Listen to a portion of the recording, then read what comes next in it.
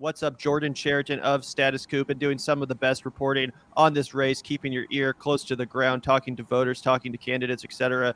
What's your experience in Cleveland? That's where you are, right? I am just cleaned up from being drenched from the pouring rain all day. Oh, gotcha. Well, yeah, you're on the ground in Cleveland, so we figured, no one better than you to have on to talk a little bit about this race. First off, I'm just interested, what do you think Nina's chances actually are? Do you think that she really has a prayer here, or is it kind of a long shot? I think it's going to be close from everything I'm seeing. I think a lot of people who were kind of doing their pundit thing and, she lost because of XYZ reason, kind of forgot like the headline. Over 5,000 Republicans voted in August for Shontel Brown because they didn't have a primary that day. She only won by like 4,200 votes. So her margin of victory was those Republicans. The Republican primary is today. And Josh Mandel, who's one of these wacky Republicans whose commercials are running, boys are boys and girls are girls. He's from Cleveland. So I don't think 5,000 Republicans are going to skip their primary to vote in the Democratic primary. So to me, you kind of just toss out that August election and what are the chances for her here? Shontel Brown had the cavalry come in this weekend. You had Jim Clyburn, Hakeem Jeffries, Tim Ryan, who's running for Senate, a couple others. Joe Biden, right? And Biden endorsed her. And that was only Biden's second endorsement this cycle. So it's not a small thing that he chose to endorse her. All of this, to me, indicates her numbers were not good. Shontel Brown's internal numbers were not good. And based on the early voting numbers, which I've been tweeting about the last few days, Shontel Brown, the core area that she crushed Nina Turner in here, Beechwood, which is the wealthiest suburb, a lot of Jewish voters, her numbers were low there in early voting. So I think this is going to be close. Either way, if Nina Turner wins, I think it could be by a narrow margin, or if she loses, I think it could be by a narrow margin, but it's definitely going to be close. And from what I'm seeing, Shontel Brown doesn't have a ground game at all. Her ground game is the super PACs and the TV ads. And Nina Turner fixed a lot of the mistakes for the last time. They've been knocking on doors since February. It's pretty organized from what I could tell. They're actually tapping into not a big community here, but the Muslim community here, the Latino community. So we'll see what happens, but it's definitely going to be closer than it was. That's interesting. And I, just to keep picking your brain on that, I'm wondering, obviously there was the bombshell political reporting about Roe v. Wade, and that's, taken a lot of the media cycle. It's kind of dominating the discussion, obviously in part for good reason. It's a massive story, but it also, if you're thinking about the impact that this will have on Nina Turner's primary race, which was one of the first things that came to my mind, on the day of, do you think it'll play much of a material difference? Do you think it'll benefit her or Shontel Brown? Or do you think that, those kinds of things were, going to be decided before last night? And just to piggyback off that real quick, it does look like Nina Turner has put out a statement on Twitter. I'm not sure if Shontel Brown has echoed this sentiment, but Nina Turner does come out in support of expanding the Supreme Court. Do you think that'll figure into anyone's voting decisions, Jordan? I don't know how many voters here are on Twitter, to be honest with you. So it's, I don't really think last night's major news. I don't think it's going to play that big of a part because this is a vote blue district. Both candidates are pro-choice. So I don't really think, I think for Shontel Brown, she's relying on normie Democrats, older black voters, I would say. And they were coming out for her anyway. I actually think the weather's going to play a bigger part because it's supposed to thunderstorm here in like an hour or two. Yeah, it looked kind of nasty from the footage I saw of you earlier. Yeah, it's supposed to thunderstorm between 4 and 6, which is obviously prime voting when people are off work. So do you think that helps Nina or Shontel, or do you not know? Based on the early voting numbers, I think it helps Nina because the early voting numbers, I believe, was stronger for Nina based on the numbers I looked for. I mean, low turnout is bad for both candidates, but when it's a crapshoot, it's definitely. I don't see Shontel Brown voters going through thunderstorms to vote for her. And there was already issues this morning. The scanning wasn't working for about an hour, so voters left the polling places this morning across the county, including in Shontel Brown's top area. Interesting. Well, something else that's, really caught my eye as far as this whole second run for Nina Turner goes is the way that the Wow. progressives in Congress have reacted. Battery. And here, I'll mute Jordan for a second while he's talking to someone else. Let me pull this up because this was a clip going around on Twitter the other day, shared by our good friend of the show, Case Study QB. Huge shout out to Case Study QB, puts together these awesome little clips from the mainstream media for channels like ours to react to. Anyway, let me play this real quick and get your reaction, Jordan, because I was astounded to hear what Mark Pocan had to say here when asked about the Progressive Congressional Caucus's endorsement of Shontel Brown. As you know, there's big disagreement right now in your caucus over this race, Shontel Brown versus Nina Turner. Bernie Sanders is standing by his endorsement of Nina Turner, despite the CPC's endorsement of Brown. And if you think about it, one of the strengths of your caucus is your ability to stay unified. What do you make of this divide? Does it spell trouble in the future for your caucus? We have almost 100 members, and when we took the vote, no one voted not to endorse Shontel. So I don't know if the divide that some of the journalists in Washington, D.C. For some of the capital newspapers like to say, but we didn't have it when we endorsed someone. And, the good news is you've got two great progressives running. I mean, we like this option. What I don't want to have options is where we got people who are, not going to be supporting things like Medicare for all and other priorities. Here you've got people who are, and I think at the end of the day, that's good for the people of Ohio and good for the American people, but people in that district will ultimately make the decision. All right. So, yeah, this is crazy. And since this clip went a little bit viral, at least on our, neck of the woods on Twitter, there has been an Axios report which says Cori Bush actually did vote no, did not vote to endorse Shontel Brown. So that would mean Mark Pocan is lying at least about one of the members of the Progressive Caucus. But weirdly enough, Cori Bush didn't officially endorse Nina Turner, even if she voted no. And it does look like you're muted, Jordan. So what were you saying? Small correction. So that Axios report said Cori Bush voted against Shontel Brown joining the Progressive Caucus, not the endorsement. So Cori Bush apparently voted no on Shontel Brown joining the caucus, which was months ago.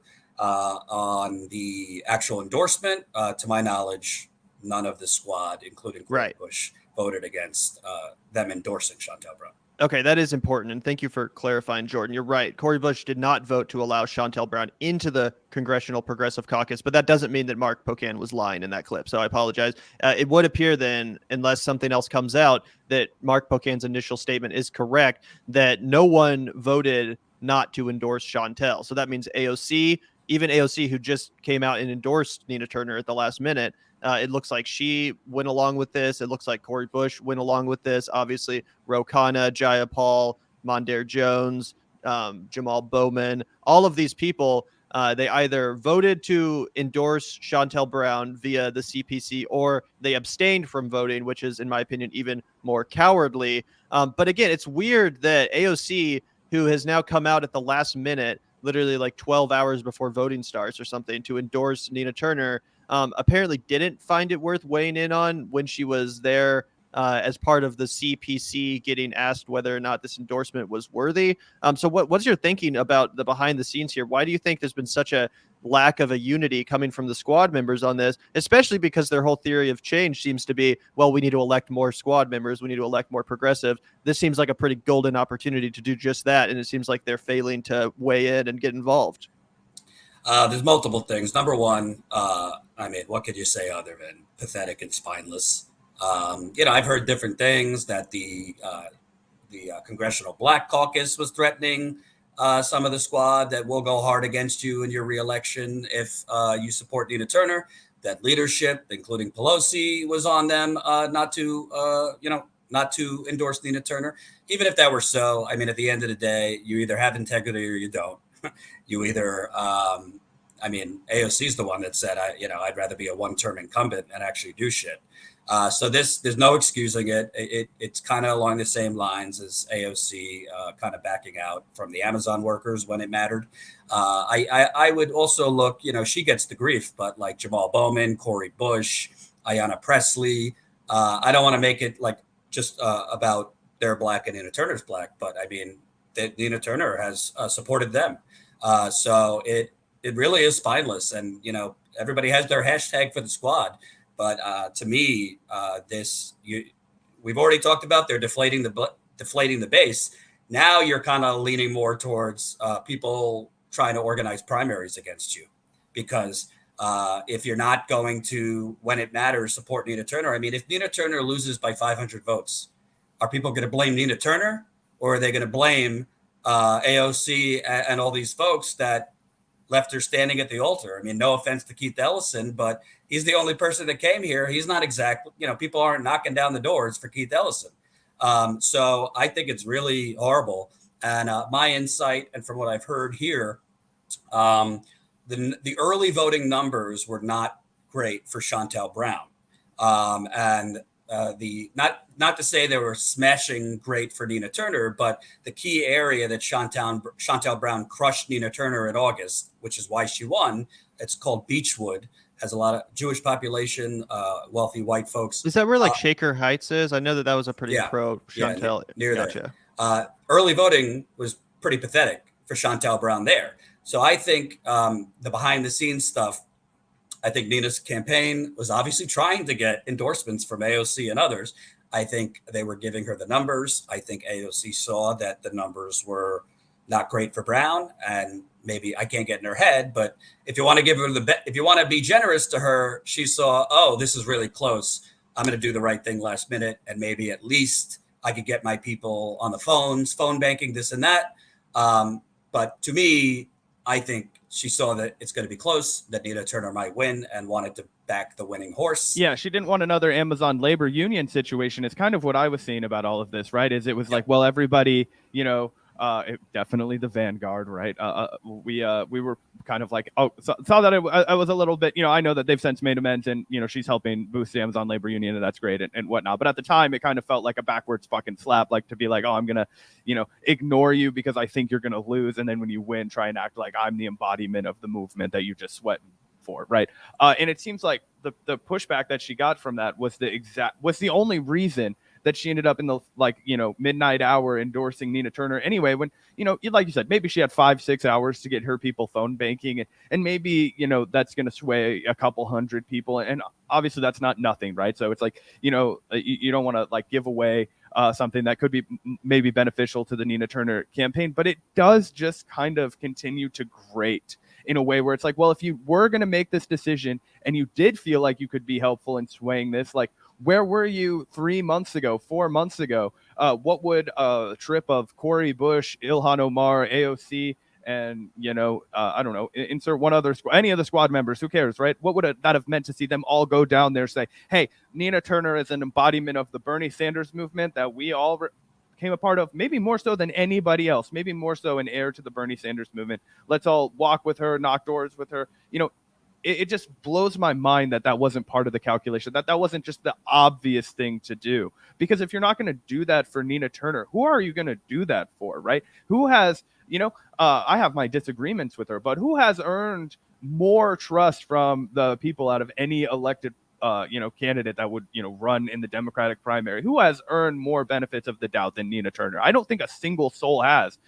So if the squad isn't even going to get behind her, it seems, I don't know, it's all very fishy. Well, also, I mean, to the squad sycophants, because I saw, I try to be fair. I've credited them when I think they deserve credit, and I smashed them when they should be smashed. But practically speaking, it really, there's no logistical way for this endorsement to actually help Nina Turner. Let's say it helped her raise $500,000 overnight. Okay, well, you can't even get on TV the night before. All the ad space is sold. The biggest thing that AOC's endorsement weeks ago would have helped with is college students, because in August they weren't in school, so now they are, and maybe they'll see it in their phones. But AOC didn't even do a tweet about it. She just sent out a fundraising email. So it's just completely a day late, dollar short, and it just goes to show at the end of the day. I understand why people are cynical, angry, and hopeless, because shit like this does not inspire confidence that even getting them in office, they're going to do the right thing. I will say about Nina Turner, if she wins, I do not expect her to join the Congressional Progressive Caucus or the Black Caucus.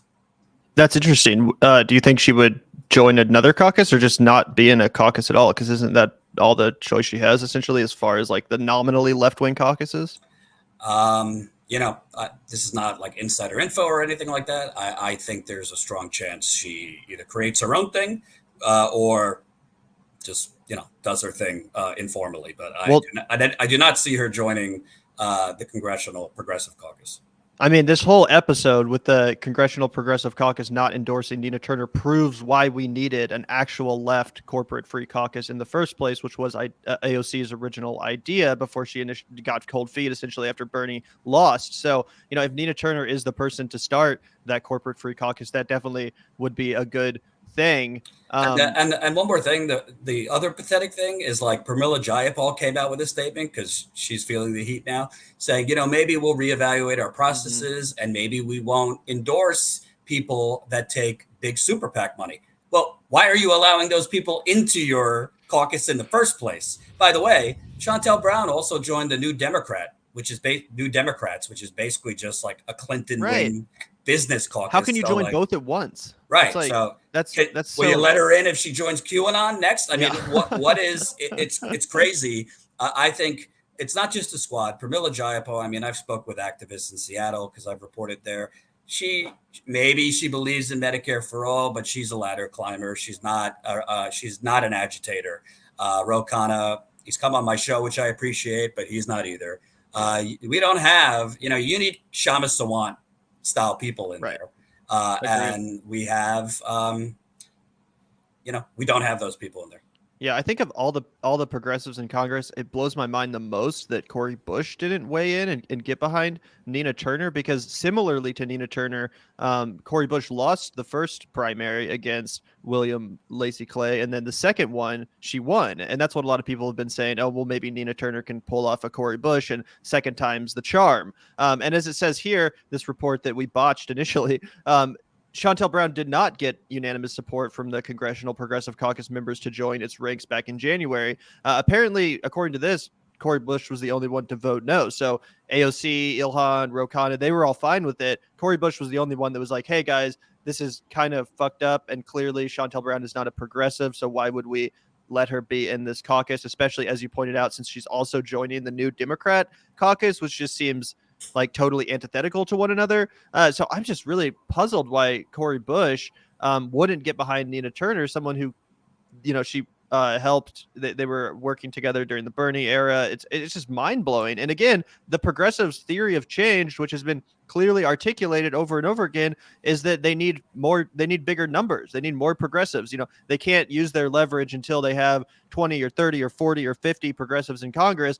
Again, here's a great opportunity, not just to get another progressive into Congress, but to get like the progressive into Congress. Again, not that I don't have my disagreements with Nina Turner, especially when it comes to strategy. But if you're a congressional progressive, if you're a Justice Democrat type, then Nina Turner should be like the golden idol. Like, this is exactly who you want to be in Congress. So it's just crazy that only seemingly AOC is coming out here, and even AOC right at the end of the time to weigh in. It just blows my mind. But well, I'll also give you a little behind the scenes. This is not a defense of them, but this is part of it. Is the Congressional Black Caucus, Democratic leadership, they dangle things over their head. So somebody like Cori Bush, I don't know if this is the specific threat this time, but I do know this is how it works. They'll dangle, hey, that affordable housing that we said we're going to try to help you out with in St. Louis and sneak it into this bill. I don't know if that's going to happen if you speak up on this. And it's not just Cori Bush. That's how they do it to all these people. And there are actual pressures because obviously she wants to help St. Louis. But at the end of the day, what you actually do when that's happening is you go public with it. You put the Congressional Black Caucus, Nancy Pelosi, on blast. You say, hey, they're basically threatening you, the people of St. Louis, that if I don't toe the line, you're not going to get X, Y, and Z. And you rally the troops that way. And that's a shame because I remember covering Cori Bush years ago in St. Louis during Black Lives Matter protests. This person is an activist first. But again, a lot of these folks get in there and they just get politically neutered. And it's a shame. And I know Cori Bush and Nina Turner are friends. Yeah. So, And again, it's like the whole Justice Democrat theory, the whole model was like, we have to get out the incumbents. We have to endorse insurgents, primary incumbents from the left, and get them the hell out, whether or not it's uncomfortable to endorse against the incumbent or not. That was like the whole model. And it's just crazy to see it crumble so quickly. right. And also, just forget the morality of it, just brass tacks effectiveness. If the squad's excuse for these things is we don't have the numbers, then wouldn't the most effective thing be all of you for a week, 2 weeks, whatever it be, get on the ground and get this person into Congress to add those numbers? I mean, It wouldn't even be hard, man. It wouldn't even be hard. You know what I mean? These people are massively popular. Clearly, they could, get themselves to Cleveland if they wanted to. They have the resources. They could be here multiple times. And and that's what I feel like. It inspires so much apathy and resentment in the electorate and the people who deeply care and need these policies to pass now immediately, to watch them have this obvious path to be more successful than they are, which is joining together. Like, we call them the freaking squad. That's a name they don't deserve, right? Because they do not function like a unit at all in any capacity. But in a world where they did, it would be so easy for them to expand their numbers by working together, to get people into Congress that are going to actually, work with them, right? To be authentic progressives, not just, oh yeah, that's catchy lingo. Let me, put that on one of my slogans, and then I'll be a progressive now, even though I still take a bunch of corporate money and I don't have any intention of actually meaningfully supporting anything that could be described as progressive. And I also think, let's not excuse Bernie either. He did endorse Nina, but the truth is, a lot of these squad members take their P's and Q's from Bernie. Not like they have to get his approval for everything, but they follow Bernie on a lot of things. So, Bernie, although he endorsed Nina Turner, if he was telling them you should go there, you should be on the ground there, I think they'd be there. So I don't know what's going on behind the scenes. Bernie himself, didn't make it this time, which could have helped her because there's part of the district that's brand new, Lakewood, and that went for Bernie in 2016 and 2020.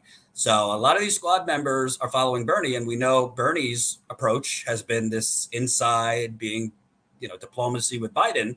And we've talked about that before. That ain't producing much fruit for us either. Yeah. Oh, yeah. Well, I was just going to say thanks so much for joining us today, Jordan. Really appreciate your insights coming from the ground at Cleveland. So really looking forward to hearing the results from tonight. Going to obviously be paying attention to your reporting over at Status Coup. And I urge everyone listening to go check out and subscribe to Status Coup in case you're not already. You're going to be getting all the updates as they're coming in real time from Jordan tonight. So again, thanks for doing that hard work, man. And thanks for taking the time out of your very, very busy day to join the Vanguard to share some of what you've learned. We really appreciate it. Sure. And we'll be live actually from the election night results where Nina Turner and her campaign are going to be. So around 7 o'clock Eastern. YouTube probably won't let you know. So join our text list, statuscoup.com/text, and you'll get a text when we're live tonight reporting the results. Awesome. Well, thanks so much, man. It's always a pleasure to chat with you, and thanks for all your great work. Thanks, guys.